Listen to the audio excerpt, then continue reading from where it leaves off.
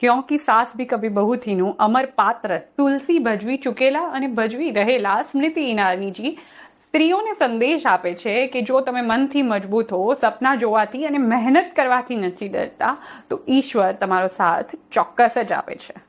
ફર્શથી અર્શ સુધીનો સમાજ જોઈ ચૂકેલા સ્મૃતિજી જ્યાં જે દાયિત્વનો નિર્વાહ કરવાનો છે તે ખૂબ ખૂબીથી કરે છે.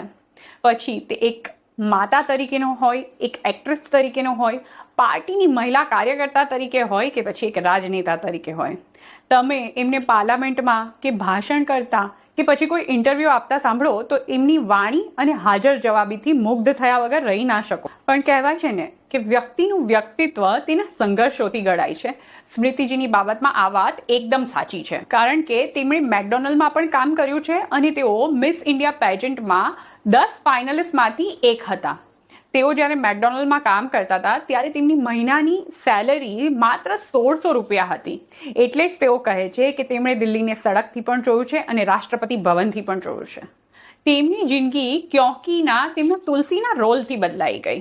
તે માટે પણ તેમને તેમના પિતા દ્વારા અલ્ટિમેટમ આપવામાં આવ્યું હતું કે હવે જો તને કોઈ નોકરી ના મળે તો તારા લગ્ન કરાવી દઈશું. તો એ જ કારણોસર તે એકતા કપૂરજીની ઓફિસ કોઈ મેઇન લીડની બહેનના રોલ માટે ગયા હતા. ત્યાં એકતાજી કોઈ પંડિત જનાર્દન સાથે બેઠા હતા કે જે ચહેરો જોઈને ભવિષ્ય બાંધતા હતા. તેમણે તુલસીના રોલ માટે સ્મૃતિજીને કાસ્ટ કરવાનું કહ્યું. તેમણે એવું કહ્યું હતું કે આ છોકરી ભવિષ્યની ટેલી સુપરસ્ટાર બનશે અને ઇતિહાસ રચશે. અને ખરેખર સ્મૃતિજી ટેલી સુપરસ્ટાર તો બન્યા જ, સાથે એક ઉત્તમ રાજનેતા પણ સાબિત થયા. મને સ્મૃતિજીની આપકી અદાલતમાં શેર કરેલી એક બાબત ખૂબ ગમે છે. તેમણે કહ્યું હતું કે તે કોઈ એવા યંગસ્ટર, એવા વ્યક્તિને મોકો આપવા માંગે છે કે જેની કોઈ પહોંચ ના હોય, જેની કોઈ પહેચાન ના હોય. કારણ કે એક સમયે કોઈકે એમનામાં વિશ્વાસ મૂકીને તેમને તક આપી હતી.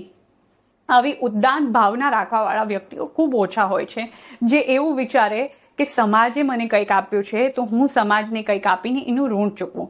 મહિલાઓ માટે પ્રેરણારૂપ સ્મૃતિજી પોતાની ભૂલો અને હારમાંથી ઘણું બધું શીખ્યા છે અને આજે એટલે જ એઓ નવશક્તિમાં સ્થાન પામ્યા છે.